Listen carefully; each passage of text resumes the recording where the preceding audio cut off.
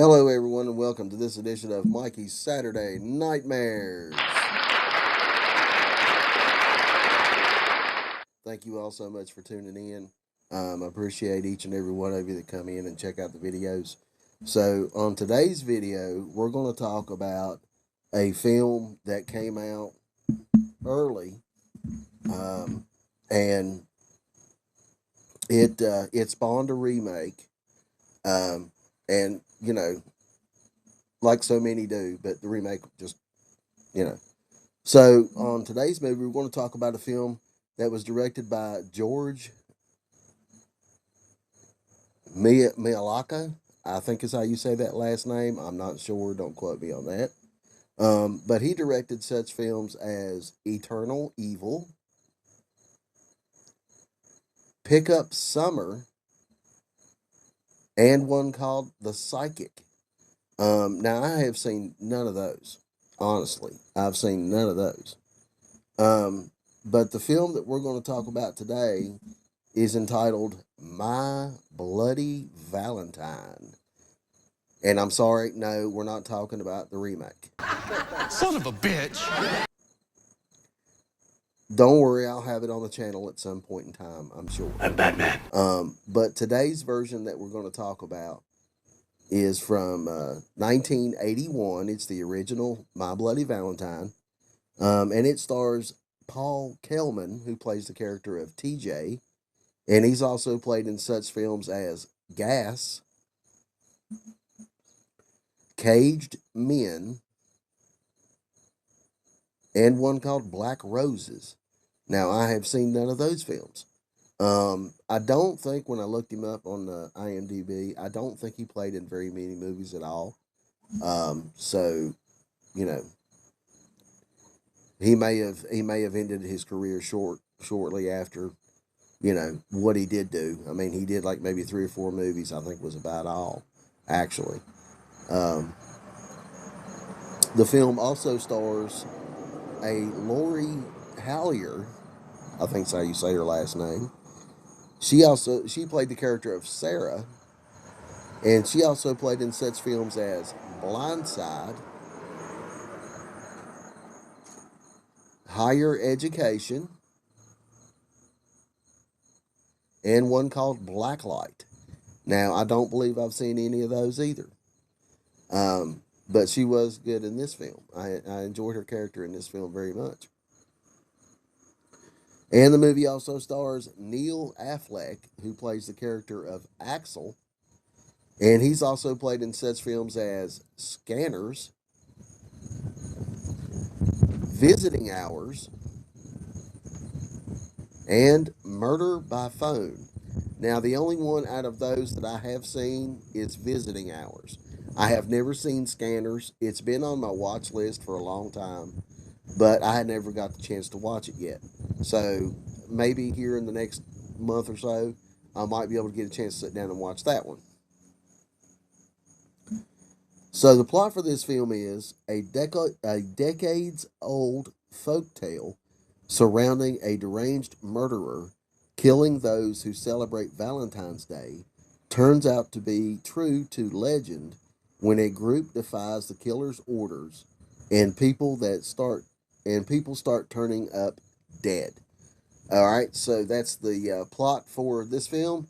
Let's go ahead and jump into the trailer for My Bloody Valentine. Here we go.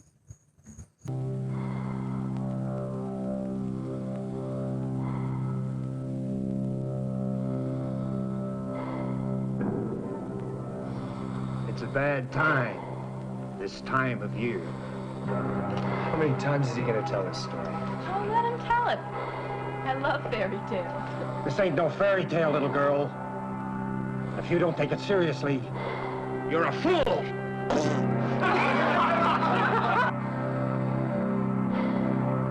first Valentine's dance in 20 years has to be something special.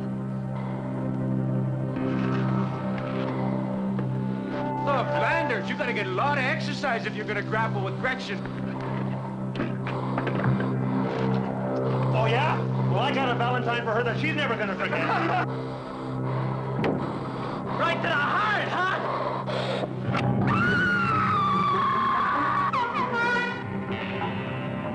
this town on Valentine's Day, everybody loses their heart. Roses are red, violets are blue.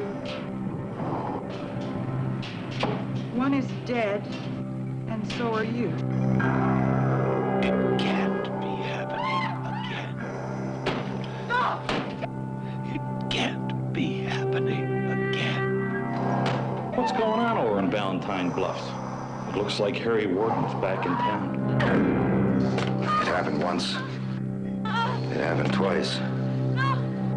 Cancel the dance or it'll happen twice.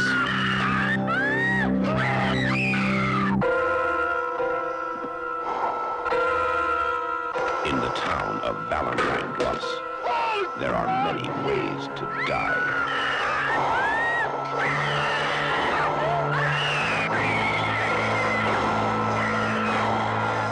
Take your pick.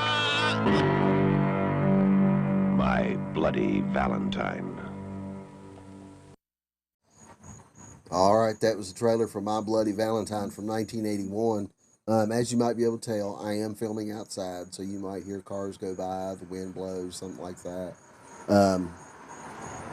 So, notorious for being one of the most censored films by the MPAA at the time of release, to avoid an X rating, a uncut form of the film is now available thanks to Lionsgate. So when they first made the film, they wanted to cut it back to avoid an X rating, because the MPAA apparently was a lot stricter back in the day than they are now, of course. So they had to cut some stuff out. But you can watch the uncut version on the DVD released by Lionsgate Films. And I own that DVD. The extra footage that they cut out, the kill scenes that they cut out are freaking awesome. I wish they would have been able to leave a lot of them in there, but I kind of understand why they could, you know. The death scenes are much more detailed and graphic, but either version is worth watching. The scenes filmed in an actual mine are expertly shot with plenty of style and menacing atmosphere. The acting is decent, and although some of the characters act like jerks, they are likable and human enough for the viewer to care about them. The deaths are very effective and intense. Lush photography, frightening set pieces, and the killer make this one of the most impressive slashers of the 80s. I was unaware that there was so much of the film, the kill scenes, that were cut out, until I actually was able to purchase the Lionsgate DVD and watch the unedited version of the film. The kills in the film with, the regular version are worthy. They're good enough. But there were several scenes that were cut short, and the uncut version is freaking amazing. I'm telling you, it's freaking amazing. Well, I dropped my paperwork. Okay. All right. So let's get this out of the way. All right. So, the killer himself in this film, he was very menacing looking, especially wearing the miner's outfit. He never took off the mask. You never saw his face till the very end of the film. The whole film was made kind of like a slasher whodunit, because you were trying to figure out which one of them was the killer. It was one of those that's kind of like, I don't know, kind of like I Know What You Did Last Summer, where you're trying to figure out which one's the killer, and why he's doing the killing. Of course, in this film, we know why he's doing the killing, but you don't know who the killer is. Everybody assumes that it's the Harry Warden from the folktale, but in the end of the film, we find out that it's not Harry Warden. I didn't mean to ruin that for anybody if you've never seen the film, but anyways, I'm not going to tell you who the killer was, but you will find out when you watch the film. The film was shot in authentic mines, which were often as much as 900 feet underground. Only certain lighting devices could be used in the mines due to potential danger of methane explosions. Okay, you're going to have to pay me extra to get me to film a movie in the mine where there's a chance that I'm going to get blowed up, okay? There's no way in hell that I'm going to be put in that type of position and not get paid extra. Sorry, but I'm not. The shooting location at Sydney Mines in Nova Scotia was chosen because of its rustic atmospheric appearance, which when locals found out that the movie was to be shot there, they spent tens of thousands of dollars to have the mine painted and cleaned. The director said in an interview that $75,000 of the film's budget was used to return the mine to its original state for filming. That right there just blows my mind. I mean, here you are, going to film this film, going to make this movie in these mines in Nova Scotia because of the way they look when you first visit. And then they ruin the whole thing by going in and cleaning it up and painting it and all that kind of stuff. Then you have to spend $75,000 of your budget for the film to turn it back to its original state. How good of a film could this have been if they would have been able to use that extra $75,000 to make this movie? I mean, come on. This movie would have been bigger and better than what it was if they didn't have to use that money to return the mines to the original state. I bet you the director and the production company was furious over that. After filming, the mine used as the Haniger mine, called the Princess Colliery Mine, in real life has been dismantled, buried, and turned into a park/museum. Okay, all right. At least they got some use out of it. It wasn't producing anything, so they just turned it into a park museum, probably as a memorabilia spot for the film, which is cool. Most of the houses seen in the film's scenery were company houses built by the Cape Breton Coal Mining Company for miners. As of 2015, several of them are still standing. So that's pretty cool. It'd be pretty cool to go in and visit that little town and see the houses that was used and that was shown in that movie. It'd be pretty cool. The director approached Paramount in 2001 with a synopsis for a sequel, but due to the poor box office records with the original film, they declined. See, now, they may not have declined had they had that $75,000 that they used to clean up, to return the mine to the original state that it was in at first time. They could have used that $75,000, had a bigger budget, and probably made a little bit more money at the box office. So they just ruined the film by messing with the environment that they wanted to film in. Quentin Tarantino, a lot of you know who that is, has named this film as his all-time favorite slasher film. That's big. That's big, considering who Quentin Tarantino is, what he's went on to do in his career. Fantastic. Fantastic.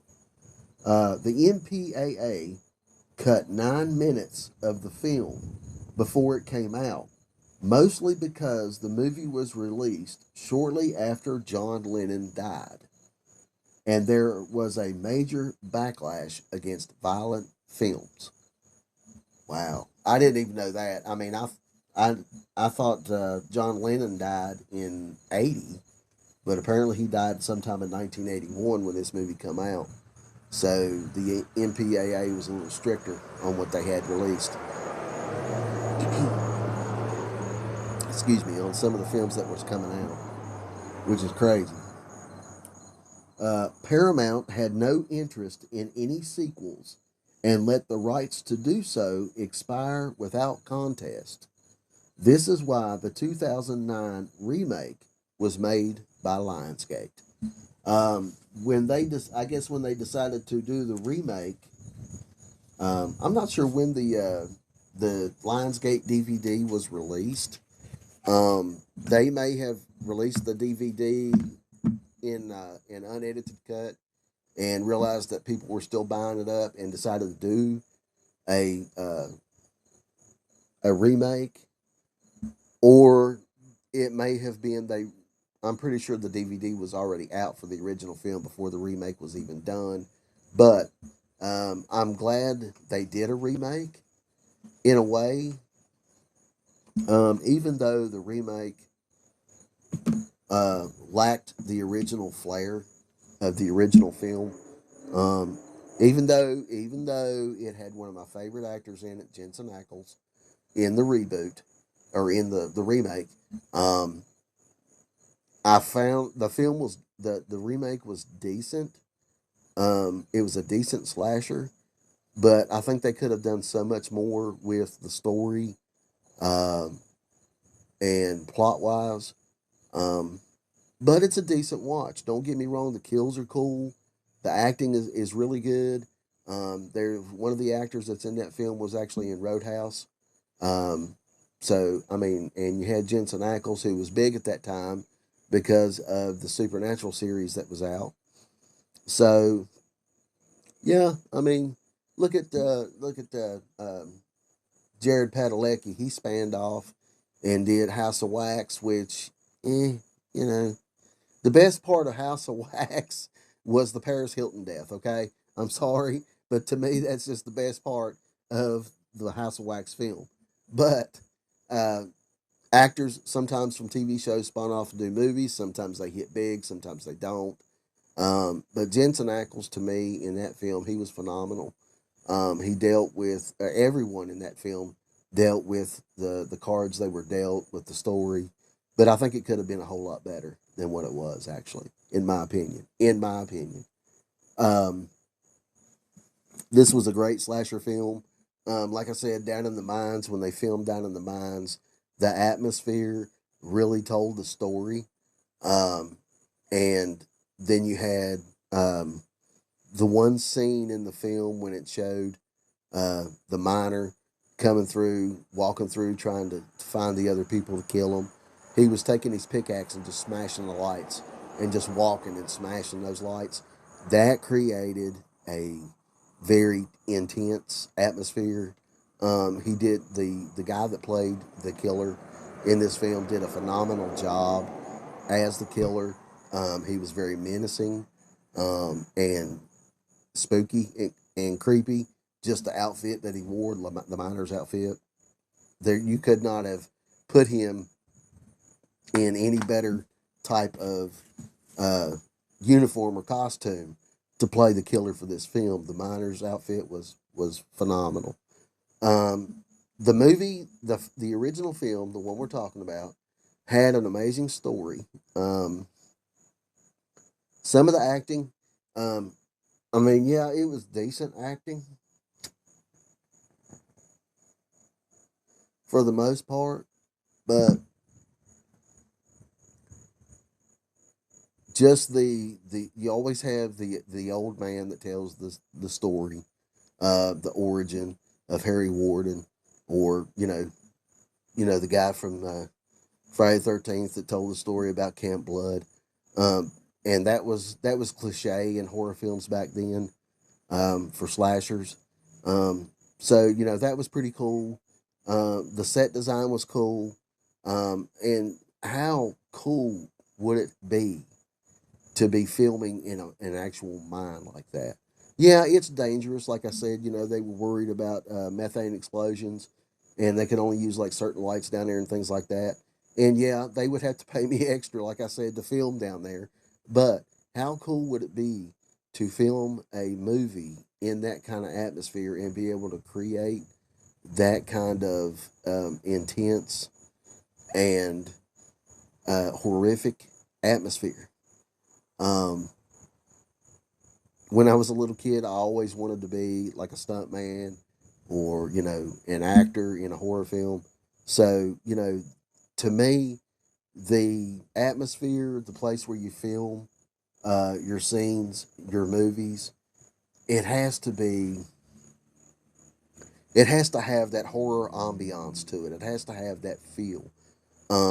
A lot of movies nowadays, when they film horror films, some of the newer stuff, the low budget stuff, just is not nowhere near as horrific as it should be, in my opinion. Um, Even zombie films kind of fall back on the atmosphere, creating that atmosphere, that tension. Um, there was one horror film, zombie film that me and Mike watched called State of Emergency. That whole film was good until the ending. The ending totally ruined the whole film. I was so pissed off at the end of that film. And kind of like The Mist, it was the same thing. It created this whole atmosphere, this truly horrific scenario, and then it ended the way it did. And I was just like, I mean, the shock and awe was cool to have in there, but to end the movie like that just pissed me off. I mean, I was mind blown by the way the movie ended. But if that was what they wanted to do, then they succeeded in that. Um, but in order to have a decent horror film, you have to have the ambiance, you have to have the feel, you have to create tension, and there's no better place to create tension in a horrific atmosphere than in a mine or haunted house. So, you know, this film this film was great. If you get past, it's kind of dated for what it is, but it is an incredible slasher film. I find it thoroughly enjoyable. I don't know how many times I went through and watched the uncut version once I purchased it. I watched it. I don't know. I watched it over and over and over, and used to when I would go to work. I would get to work if I worked early in the mornings. I would get to work at least 30 to 45 minutes before I had to punch in. Sometimes earlier than that, sometimes an hour. So I would take my portable DVD player and I would sit in the parking lot where I worked at and watch some of this film before I'd go to work just to have something to do. But this film is amazing. I thoroughly enjoy this film so very much. And I hope those of you that have seen it agree with me that it is one of the uh, most underrated slashers of the 80s.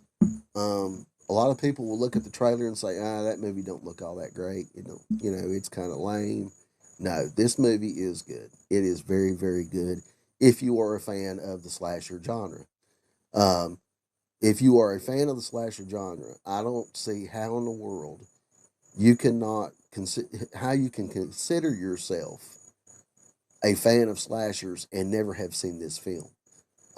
But there are some out there that are fans of the slasher genre, but have not went back and watched some of the older films. I mean, there's films that's probably been made by Fucci, however you say his name.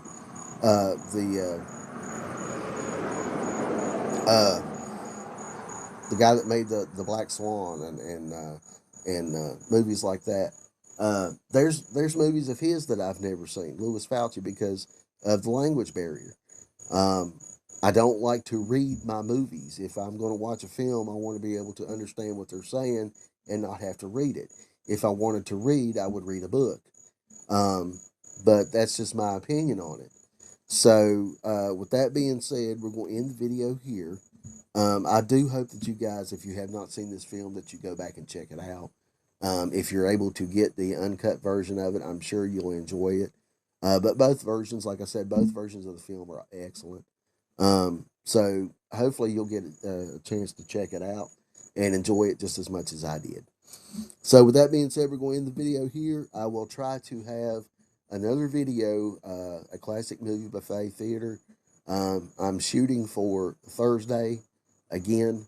I know I didn't get the last one put out till Friday, but I am shooting for Thursday of this coming week to have a classic buffet.